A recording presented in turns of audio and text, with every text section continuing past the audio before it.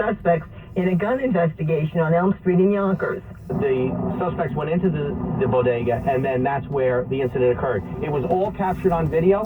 Yonkers Police Commissioner John Mueller says the suspect shot at a police detective, and another member of the task force fired and shot and killed that suspect. Commissioner Mueller and the mayor of Yonkers agreed Elm Street is a real hot spot for criminal activity. I think that there is a proliferation of guns. I think those guys that were working in this task force today were out there trying to get a couple more off the street, and this is a perfect example of what these officers and detectives do every single day. The injured officer is a 27-year police veteran. He had severe abdominal injuries, but is expected to survive. Carol Dioria, 1010 wins on Elm Street in Yonkers. Wednesday time, 6:44. Masking up is still the order of the day on public transit in New York. It's going to stay that way for now. Governor Hochul says a federal judge striking down the nationwide transportation mask mandate was simply procedural. It was not a decision by the federal government that masks were no longer needed. So she says she's keeping it for all MTA trains, buses, and subways, and Port Authority hubs, including the city's 2 airports, where there was some confusion this morning. I guess it is confusing because I thought that it was at your liberty, so if it's not, then I guess it is confusing. She says while there's no need to panic yet, with cases moving up due to 2 Omicron subvariants, she wants to make sure cases don't skyrocket like they did with the original and hopes the mandate will be short-lived. Samantha Liebman, 1010 Wins News. A new poll is taking the pulse of just how Americans feel about the issue these days. The AP Nork Center for Public Affairs Research survey found 56% of Americans favor masks on planes and public transit, and 24% opposed. The survey was done just before a judge this week put the federal transportation mask mandate on hold. At a Florida airport, Christina Costigan cheered. The mask should have been gone a long time ago. But in New York, Miranda Haradi said she'll hang on to hers. I'm a teacher. I still teach with this on. I'm still going to ride the train with it on. Another AP Nork poll last month showed 44% of Americans still often or always wear masks outside their homes, down significantly from a few months ago. Just 20% now say they're very or extremely worried about getting COVID-19. Sagar Magani, Washington. Johnny Depp was back on the witness stand in his defamation suit against ex-wife Amber Heard today. Depp told the jury he was the one targeted for abuse. Miss Heard, in her frustration and in her rage and her anger, she would strike out. She would. It could begin with a slap. It could begin with a shove. It could begin with, throwing the TV remote at my head. It could be throwing a glass of wine in my face. Under direct examination, Depp was asked why he stayed in the relationship. Why did I stay? I stayed, I suppose, because my father stayed. I suppose because I had been in that relationship with Vanessa, and that was lost, and I didn't want to fail. Depp is suing Heard over an op-ed she wrote in the Washington Post in which she said she was a public figure representing domestic abuse. She did not name Johnny Depp, but he said it damaged his reputation and harmed his career. Heard's lawyers say the article was accurate and does not defame him. They say Depp's ruined reputation is the result of his own bad behavior. We are expecting to hear from Amber Heard. She is expected to take the stand. The production of Alec Baldwin's movie Rust has been ordered to pay up. New Mexico's Occupational Health and Safety Bureau has fined Rust nearly $140,000, the maximum fine possible, for firearm safety failures after cinematographer Helena Hutchins was fatally shot. Baldwin was handling the gun when it discharged.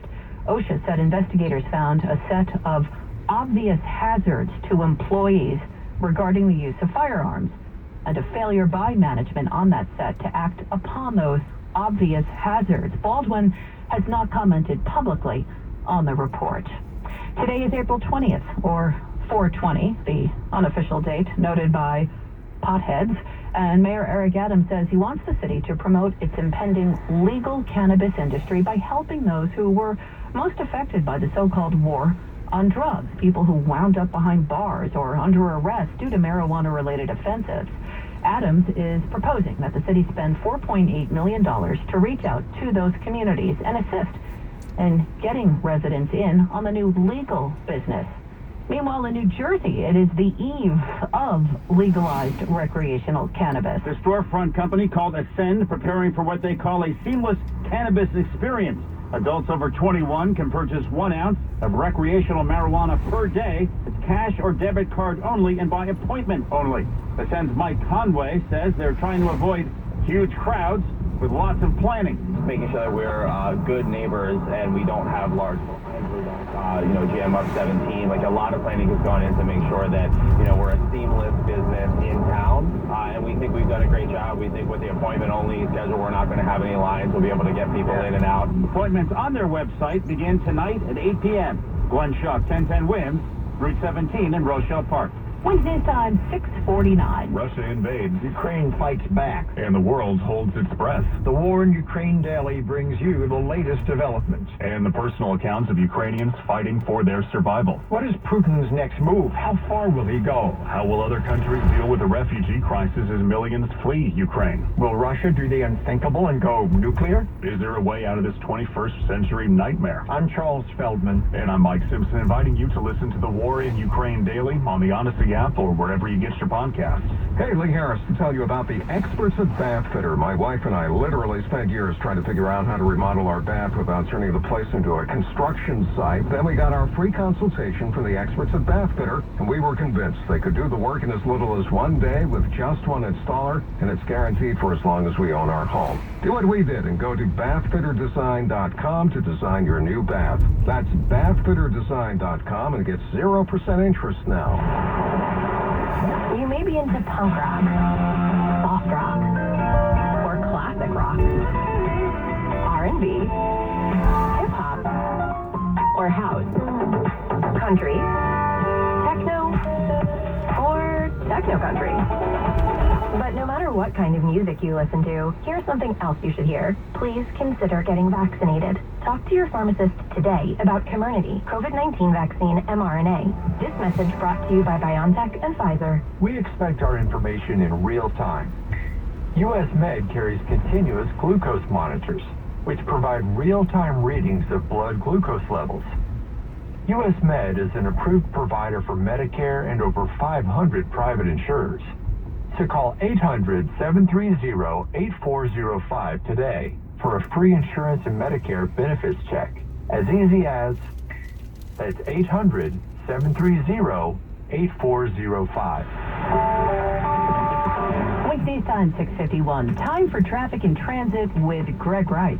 Well, with the way the Mets are playing, we really shouldn't be surprised, but usually these weeknight games don't draw a whole lot of traffic into the area, but we're seeing big crowds on the roadways near Citi Field tonight, so that's why the Queens-bound Whitestone Bridge, southbound Whitestone Expressway, what a mess it is out of the Bronx coming down to Citi Field. Grand Central Parkway is also loaded up either way, but especially eastbound, trying to get over to Northern Boulevard and to the exits for Citi Field. If you want to get away from all of this, you got to deal with the Throgs Neck Bridge and some Queens-bound traffic, but the southbound Clearview is better than the southbound Whitestone Expressway, trying to get you down to Northern Boulevard. Westbound side of the Cross Bronx Expressway over at Jerome Avenue, that's an accident. You got a couple of left lanes knocked out. The bad ride gets worse out of the Bruckner interchange. Staten Island Expressway westbound Bradley Avenue crash under the overpass has the right lane out. It's got a whole lot of traffic either way. You couple the eastbound rubbernecking with the Goethals brake lights out of Jersey, you're slow all the way on over to Bradley Avenue eastbound because of a westbound wreck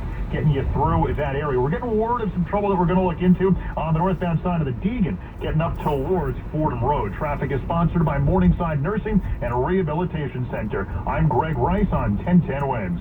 If you're in need of inpatient, short or long-term rehabilitation, Morningside Nursing and Rehabilitation Center in the Bronx is ready to give you the type of care that will make the difference. Call 718-409-8200 or visit morningsidenrc.com to learn more. Now the AccuWeather 4-day forecast. Here is meteorologist Brian Thompson. Lori, after a sunny day today, we'll have a clear start to the night tonight, and then just a few clouds drifting in later on. The low 45 in the city will be the mid to upper 30s across the colder suburbs.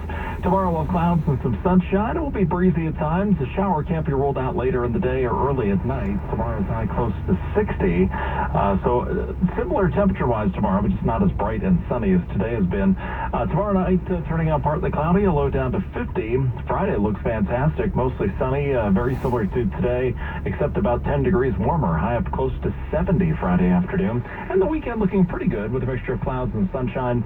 On Saturday, a high of 61, and then more clouds and sun on Sunday, high up to 67. Right now we're at 59 degrees. It is sunny in Midtown. We're going down to 45 tonight. I'm AccuWeather meteorologist Brian Thompson on New York's weather station, 1010 Winds. Wednesday time, 6:53. It's reality star versus reality family in an L.A. courtroom. These are my fries. Those are your fries. Yeah, I know. I'm saying you gotta choose one. You're not gonna help out? Opening statements got underway today in the lawsuit brought by the model Blac Chyna, who is suing Kris Jenner and her daughters, Kim Kardashian, Khloe Kardashian, and Kylie Jenner, saying they're responsible for the cancellation of the reality show Rob and Chyna and the loss of her earning power in that industry. Blac Chyna, whose legal name is Angela White, is a former partner of Rob Kardashian. She says the family conspired to get the show canceled. The Kardashians were in the courtroom today. Their attorney introduced them, asking them to stand. They all did. He said the couple's show was canceled by the E! Network after the two broke up, not because of anything the family did. Wins News Time 6:54. A new survey takes a look at the impact student loan debt is having on Americans. Student loan debt has forced many younger Americans to put off major financial moves. A new survey from Bankrate.com has also found the vast majority said the debt would not have stopped them from pursuing higher education in hindsight. Americans hold nearly $2 trillion in student loan debt. Correspondent Jim Crisula, Wins News Time 6:55.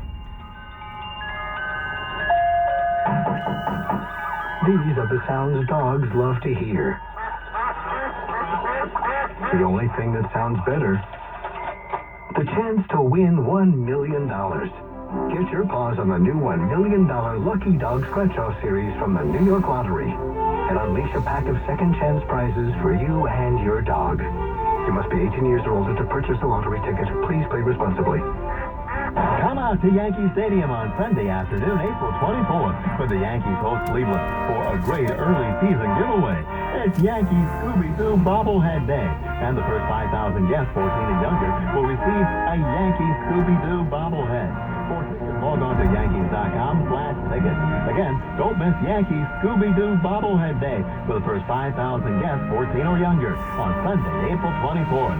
Visit Yankees.com/tickets today.